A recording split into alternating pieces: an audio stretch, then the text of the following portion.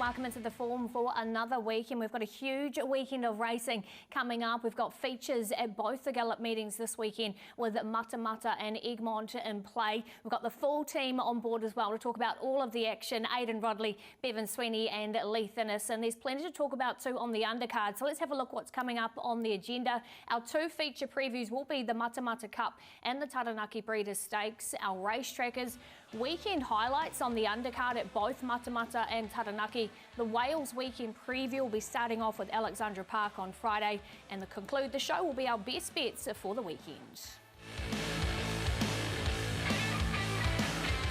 Time for the feature preview on the form, and this week we've got two features to look forward to. The listed Matamata Cup and the Group 3 Taranaki Breeders. We'll start with Matamata, so that's my opportunity to say a very good morning to you, Aidan Rodley. What weather and track conditions can we inspect on Saturday? Are we going to get any rain? Morning, Pip. Fingers crossed that it stays away. Currently it looks okay, but there's a little bit of rain in that forecast for Saturday. Currently a soft 6, so nigh on ideal conditions. Rail in the true position. Of course, all that rain last week at Hastings mean we've got Legato and La Creek both running in the feature Team Whelan's Matamata Cup. So fingers crossed that rain stays away, although there is some in the forecast for Saturday. Absolutely, Aidan. Well, you mentioned the two, probably at the top of the market, Legato and La Creek here in race number 6. $1.70 for Legato, La Creek $6, and then you've got Aquaquade, the only other runner in single figures at $8.50. Yeah, we go to the speed map now, and I think White Noise John Barrier 4th of the 54.5 kilos. He looks like the natural leader in the race.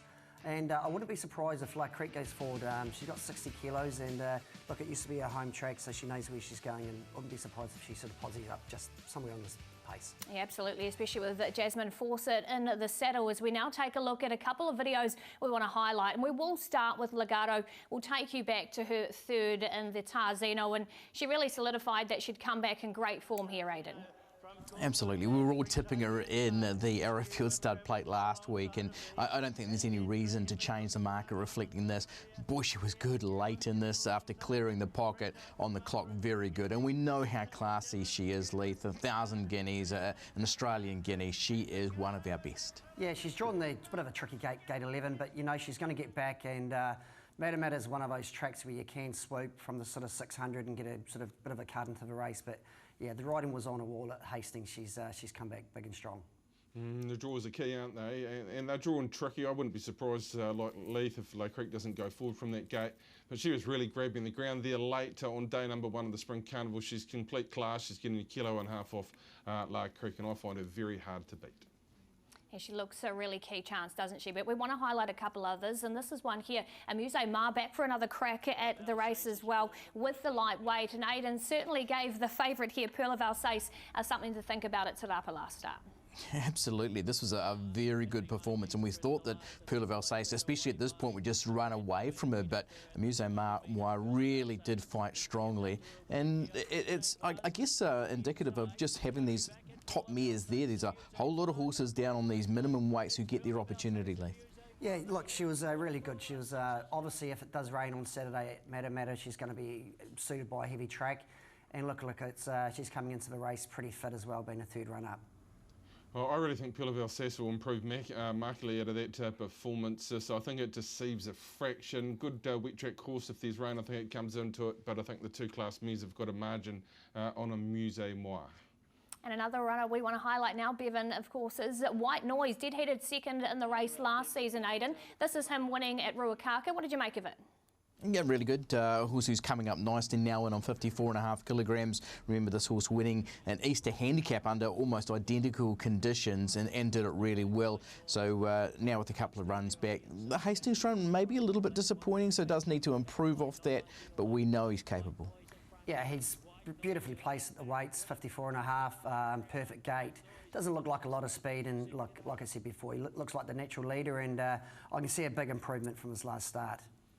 I actually spoke to Robert Dennis post-run at Hastings, and he was pretty distressed post the race, so there were excuses there. If you go on his fresh up run and his draw, he's going to be dangerous if they don't go forward and they leave him alone forward 3 or 4 lengths in front of the mares. But yeah, he's a quality horse, and he's going to win a decent race in NZ. I'm just not sure it will be on Saturday.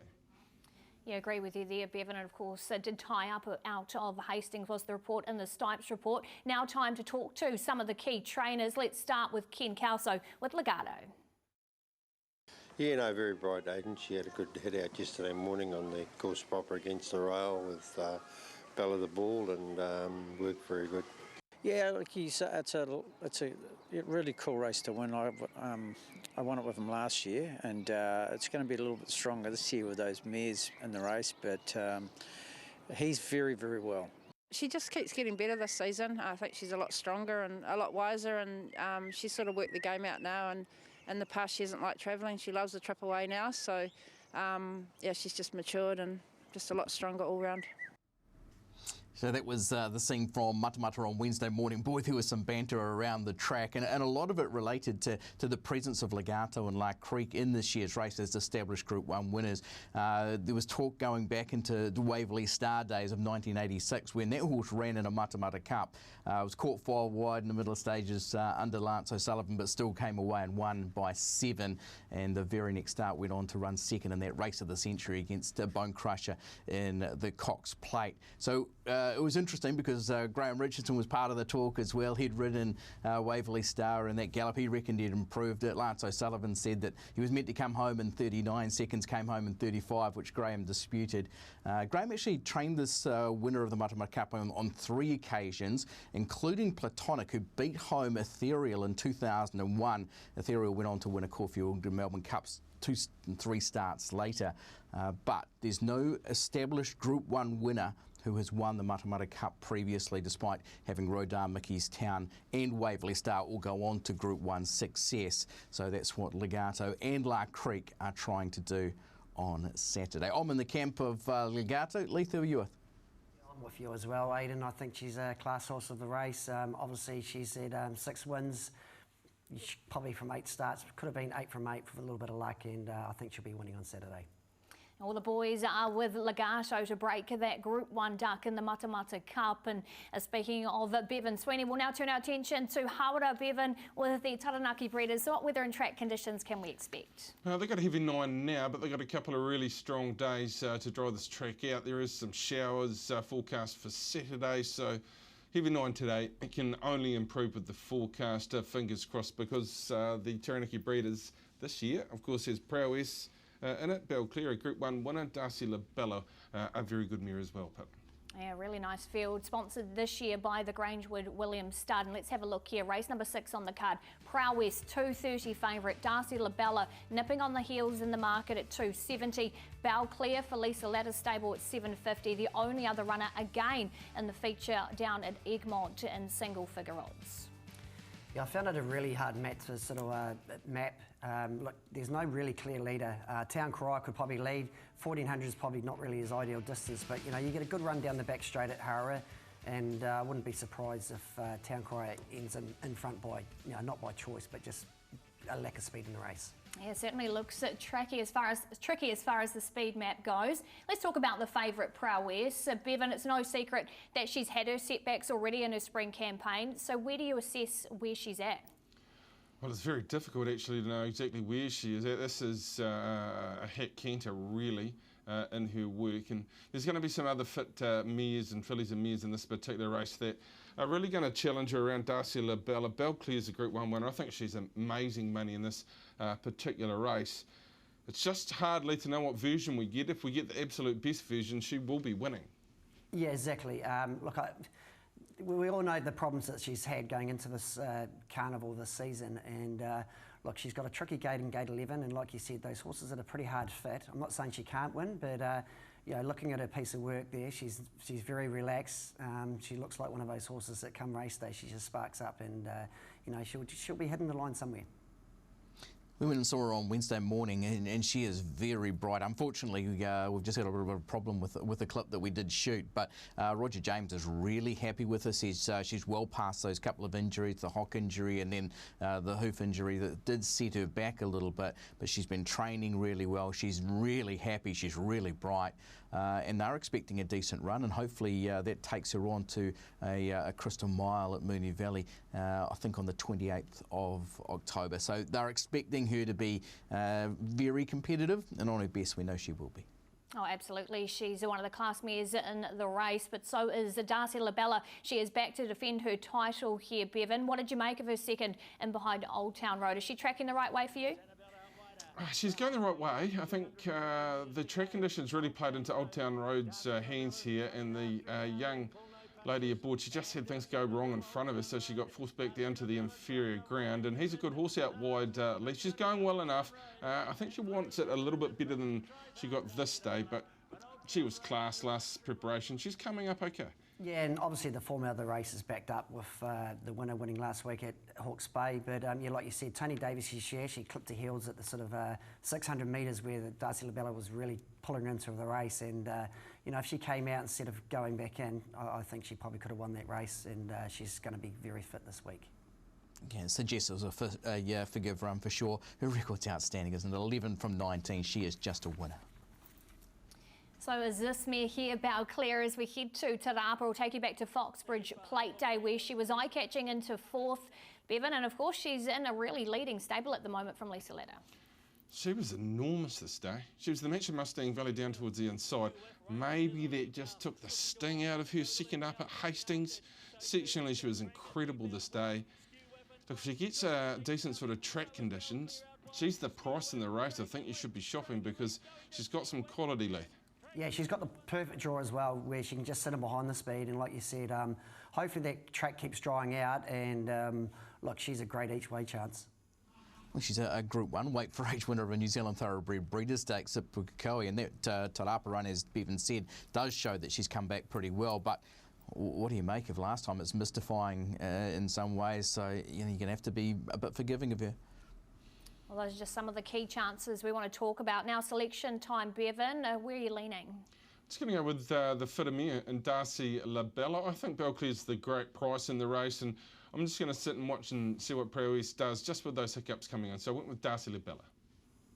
Yeah, I'm going to go with you as well, Bevan. Darcy Labella, even though it's Craig Grills' first ride on the mare, I think, you know, from the gate 7, she should be just poised just behind the leaders, and like you said, race day fitness could just be the telling factor in the end.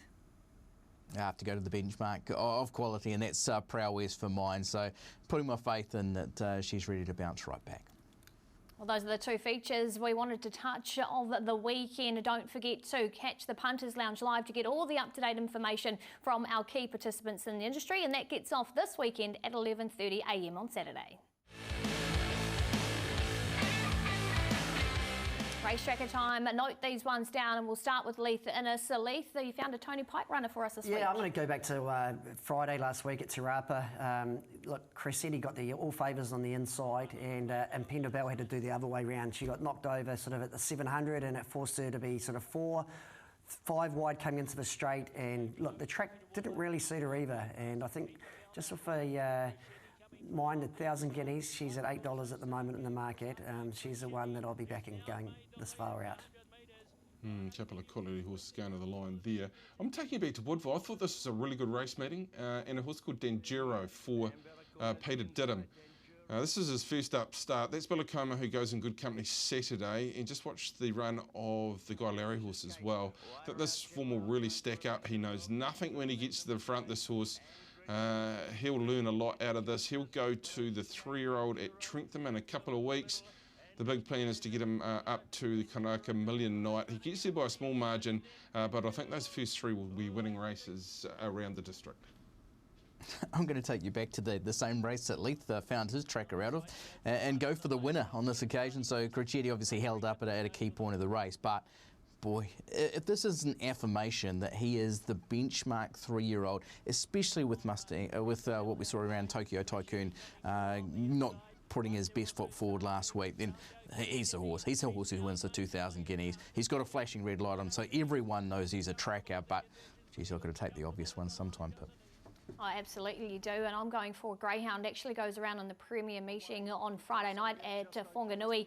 Aston Lamont, this is him in the blue rug, and what you can't see here on the side on, which you can on the head on, is he is just absolutely wanting to come down to the rail. He ends up finishing 3rd here in behind 2 very nice Greyhounds. Comes up with the ace alley in the final here for the boys over the sprint trip of 305 metres. He's only had the 2 starts back this prep. I think he goes home a winner on Friday night off the inside Kelly. So note these ones down. Elith is with Impendable, Danduro for Bevan, Crochetti for Aiden, on with Aston Lamont on Friday for Lisa Cole. Time to have a look at a couple of the highlights on the undercard out of Egmont and Matamata, and we will start with the Egmont Cup. Let's take a look at this race number 8 on the program at 4:33, headed by LJ and Pignon, and then you've got Zaffaran at $7, JBG at $9, joint there with Lanacord and Maharajan at $9. So that's the look at the market here. Let's now have a look at a couple we want to highlight, starting with the top of the book, LJ. This is him running second in the Canterbury Cup last start. Bevan, what did you make of this? Doing his best work late? Definitely, with the car park on his back. And look, this is a real race towards the New Zealand Cup, isn't it? When you've got In My Shadow and others in here. I'm not sure Kevin will want to get reweighted going down to that particular race. The young apprentices are bored. $5, I want a little bit more just for Saturday. What do you think, Lee? Yeah, look, it was exciting. It was a good run last week at Christchurch. Obviously, he likes the horse float because he's done a bit of miles lately. But yeah, Mr. Myers, we have him spot on for the New Zealand Cup, and even though he's got 3 kilos off his back this week, I'm just still in the watch camp at this stage. He's a very good horse, isn't he? And he's showing he's coming up the right way. So, yeah, New Zealand Cup futures, I think that's where we're all heading. Yeah, very nice horse. So what about this one from Adrian Bull's stable? Let's take a look at JBG coming into this with 2 very nice trial forms at Bevan. Beats Mary Louise here, who's pretty smart. This is one heck of a tough horse, as he showed winning 3 of his last 4, and it was a brave effort to win down at Riccarton on a heavy 10. Gets in here as a rating 77, it's only 54.5 on his back, and trained by a man who can really get him fit, and there's a wonderful trainer in Adrian Bullleith. Really competitive type of horse, and he'll be down at Riccarton. Yeah, exactly, and like the 1,200 metres at the trials was way too short for him, but he was good past the post, and definitely if the track's sort of that heavy range, he's got to be a top 3 chance. He's won 3 of his last 4 and 6 of 13 starts, top 2, so really consistent and building up nicely. So he's going the right way for sure. That's just 2 of the runners in the market. What about selections, Bevan? Are you going with one of the ones that we've highlighted or somewhere else? I think I'll get an earful from A-Rod here. I'm actually going to give Lanacord one more chance here on Saturday. I think the heavy 10 put this horse off at Awapuni, just never could quicken in the ground. I thought its fresh up run here was very, very good. I think that was a prior thought from Stephen to get her to this particular race, to take her to Hawa fresh up over the 1,600 metres. Look, if it's not on Saturday, then I'm not really sure what to do with a Lanacord. I'll stick with the seedy horse at the bottom of the weights. Yeah, I had Lanacord last week, and I've put her in the bin for a little while. I'm going to go for Pignon, the Roger James Robert Railwood horse. Look, he's beautifully placed in this race. He gets in with 51 kilos with Gareth Lahoud on, who's a promising apprentice coming up. I'm going to go to Maharajan, who obviously a horse who's been imported, now 3rd up, and it will be a whole lot fitter. Just really like what we saw last time. It was another build-up run, $9 for a horse who's, still in Melbourne Cup contention. I think he's going the right way, and I think he'll be very competitive in the Egmont Cup. Absolutely, that's race number 8 on the program. Now let's turn our attention to race 3. This is the 3-year-old for the 1,200 metres, featuring the Group 1 winner of the Manawatu Sire Produce Stakes in Pignon at $2.80, Cricket's Chirping at $3.60, and then you've got Artie Boy and Bolacorno at $5 in the market. Let's have a look at Pignon. What have you made of her 2 trials leading into this, Bevan? Look, I think they're just taking that very patient approach that Lisa has with their horses at the present moment, and then race days where they get a serious, very good last preparation. I didn't mind that action-wise, and I thought he got to the line okay. The Group 1 winner coming back off a 2-year-old preparation. Leith, you'd expect it to take a little bit of time. You'd think so. The hardest thing for Pignon is she's got 58 kilos as well. So, look, Michael McNabb's first ride on the filly, so I just think Cricket's Chirping at the weights is a better chance this week. Yeah, it's interesting, isn't it? Those trials haven't been blow me away good, but we know the filly's got quality. Her preparation last time round was first class, and she'll be competitive because she does handle a wet track as well. So I think conditions okay. Well, Leith mentioned the runner we want to have a look at now, Cricket's Chirping for Alan Sharrock. This is the 3rd in the Wanganui Guineas, and the 2 horses that beat her, Bevan, have certainly franked the form. Yeah, it's a really good form race. I'd forgive Artie Boy. He got a little bit of a check and then he just fell to pieces as a second up start. Cricket's Chirping had won by a margin at Awapuni, a little bit more experience, and it was a good enough effort. What I would say, this 3-year-old race would stack up anywhere, because I think Bella Corno has a fair future as well. Rev It Up Rusty coming back to the races, and I think we all remember Stipulator, the amount of money that went on that horse at Trentham, and it flashed home. It was good second up, and look, the reports out of the Taranaki are that horse is flying as well. So I found this a really good 3-year race, Lee. Yeah, like you said, the Wanganui Guineas, in the past, the form hasn't really taken off, but as we saw last week, Lantern's Way come out and won the Hawke's Bay Cup, the Hawke's Bay Guineas really well, and yeah, I think Cricket's Chirping is the one for me. She's going to be just maybe lead on the speed, and you know she's going to get for a heavy track. Yeah, I was the same. The win, especially a couple of starts back, was superb when scoring by 5 3/4. And out of that race came Star of Justice, who won effortlessly at Riccarton last time out. So the form looks okay. Had chased home Artie Boy in that first start of Artie Boy's, but then was able to turn the table. So I do respect Artie Boy here, but Cricket's Chirping on top for me, and obviously a couple of pretty smart ones at the top of the book. What about you, Bevan Sweeney? Are you with Cricket's Chirping as well? Nope, I'm going to go a little bit outside the square, because when I saw Bella Corno at the trials before it unleashed itself last to start at Wivel, I thought this is a filly who's really going to make it. Her last start performance didn't put me off that behind Dandura, because I know he's got really good ability and gets him with the 52 kilos on its back. I'm just quite keen to spec a little bit of value in the third at Hawara on Saturday. I like it. So that's what we're looking at Egmont. Now let's head back to Matamata and have a look at a couple of features here on the undercard. Race number 2, we look at the 3-year-old over the 1400 metres. Luberon at $1.85 short in the market. Tulsi at 4.2, and then you've got 3 of them there at the $9 quote. So let's have a look at Tulsi for the Weatherleys. Close 4th in the Gold Trail Stakes at Hastings last start, Aidan. Yeah, really nice run, and we know the quality here was running, placing in Group 1 company earlier on. Yeah, the run's okay. There's no knock on this, but maybe we just expected a little bit more of her. She trialled up very well.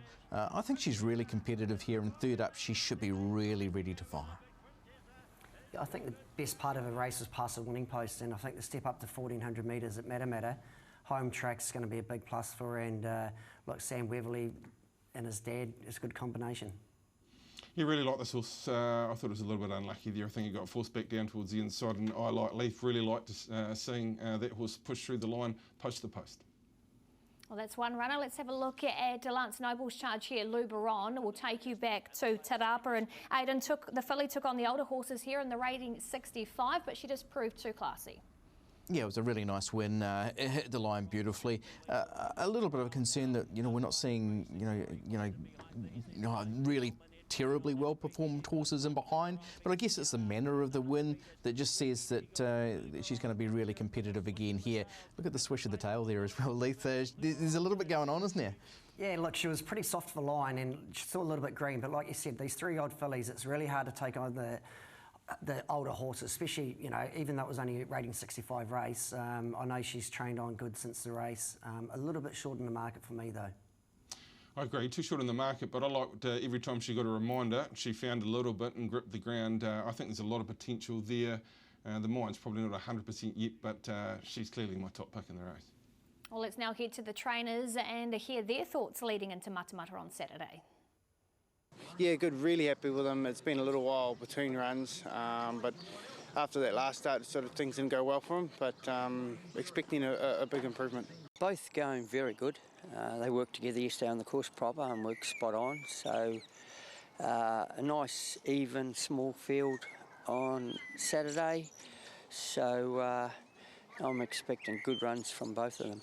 She's really good. She's come through her last race at Hawke's Bay really well and trained on well, and she's looking really good, so really happy with her. Yeah, small field. We know she's got Group 1 points on the board. What can you expect of her this weekend?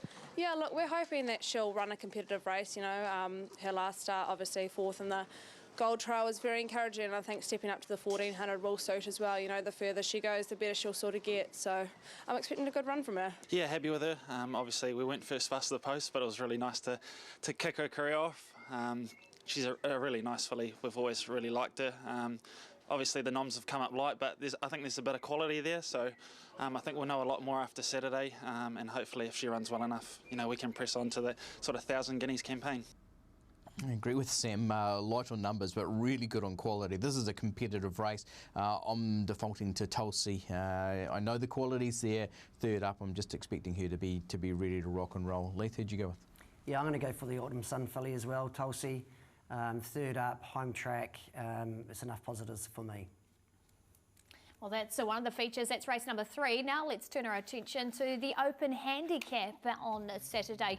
Enchanted Owl at $4.50, Chevrons at $5. You've got Segundo there at $5.50, and obviously Maharajan is double nominated in quite an even market. You can see that there with even Soprano Supreme at $5.50 with Fierce Flight at $6.50. Well, Segundo is one we want to take a look at here, and Aiden, he just proved too hard to catch 2 starts ago at Hastings with the all-the-way win. Yeah, and he can do this.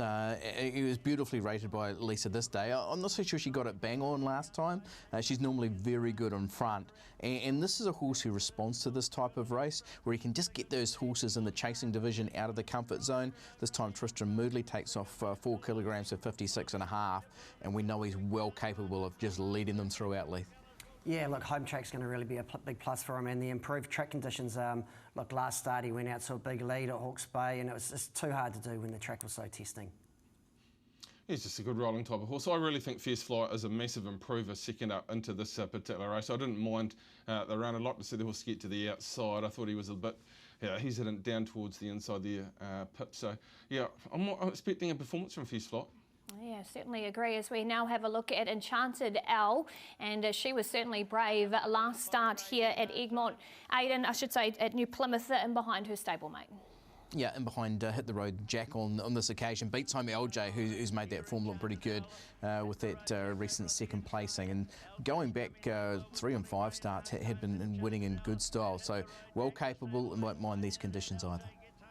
Yeah, and Ellen Nichols claims too. She knows the horse well.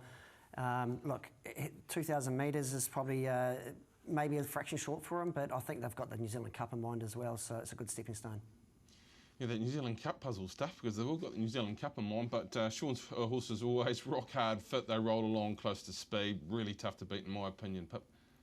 Oh, I like that confidence of Evan, as we now take a look at Chevron, and Aiden again just keeps on finding one better, but still a nice enough run for second.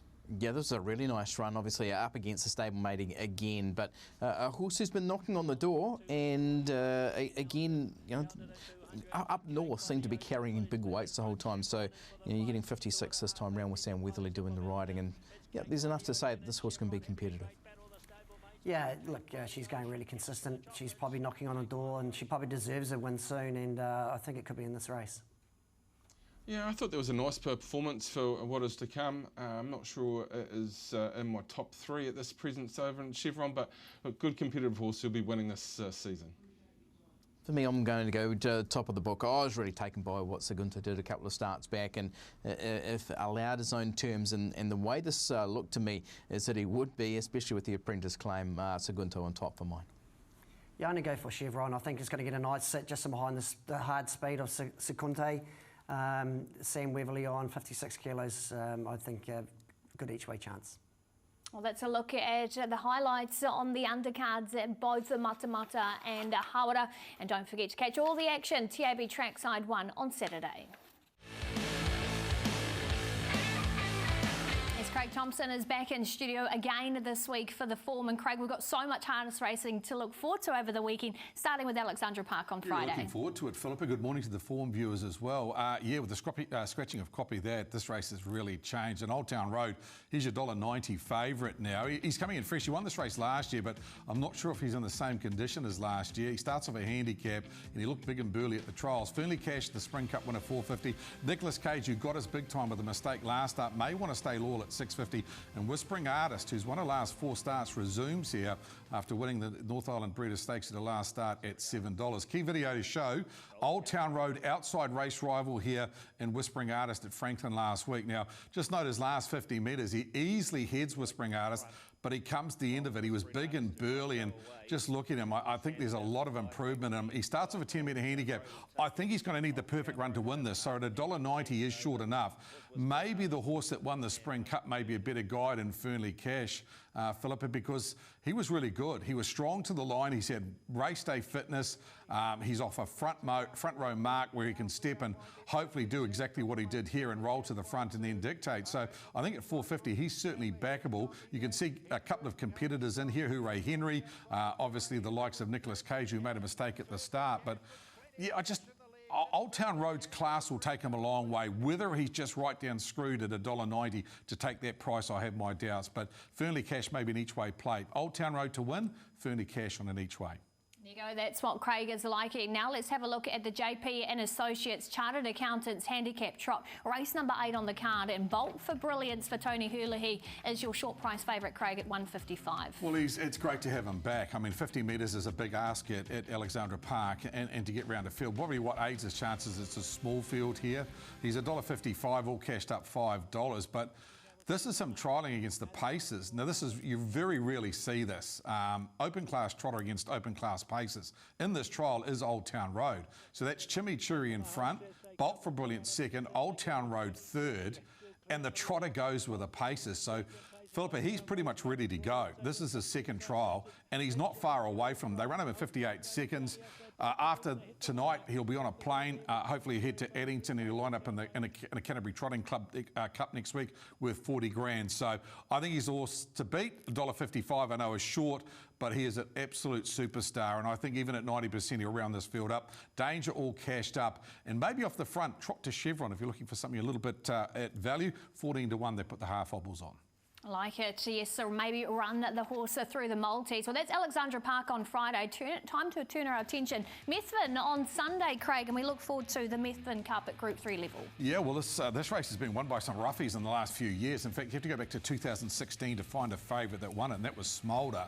Last year, Smithy's Terror won it at 30-1. Franco Indy's your $4.50 favourite, and very hard to beat off an unlucky run last start. Smithy's Terror and stablemate Bark, $5.50, $6.50. I think the value is around All American Love. I think she's a forgotten horse. Her record on grass is absolutely outstanding, $6.50, and American Me at $7.50. Going to have a look at, obviously, last start when Smithy's Terror won the intermediate pace last Friday night and beat a very unlucky Franco Indy, who can see Mark Purdon's just got off the marker pegs, one off and about 3 back at this stage. Smithy's Terror come off the back of Anything Goes, hits the front, and Franco Indy tracked it through. Now, this week, Smithy's Terror is actually 10 metres better off because they're off even marks now with Franco Indy. Blair Orange picks up the drive on Franco Indy this week. Smithy's Terror will be driven by Corbin Newman, and Bark will be driven by John Dunn. Just key driving changes here, but I did like the way Franco Indy went here. Of course, it is the Alabar. Of course, Methven Cup, and he is partly owned, Franco Indy, by Alabar, so it would be apt if they won. I think probably value-wise, All-American Lover, $6.50. She won the Horrorata Cup. Her only start at Methven was in the Horrorata Cup over this distance, 3,000 metres, and she won by 3 lengths. She loves the grass. She had an excuse last start. Her stablemate, Betty Joe, knocked her out at the start, so you may want to play with her because I think she's forgotten at $6.50. Well, you said it, Craig. Not often the favourites have won the Methven Cup. Thanks, Craig, for your time. You can catch Craig too Friday night, the first race at Alexandra Park at 5:49. Big Time Lure gets to second, then Rapido, Scuddo, Par with Tesla and Big Time Mask, but Raider comfortably home. Pearl of Alsace being kept up to her work here. Musée Moire's lifting on the inside. Coming back at Pearl of Alsace and Musée Moire. Out wide Brando. It's Pearl of Alsace and Musée Moire. They hit it. Oh, I think she's just fallen in. This is Dramatic hit the front. Drew a length clear now from on the inside. Who does Sweet Janine and then Baton Bouge, but this is Dramatic first of the day.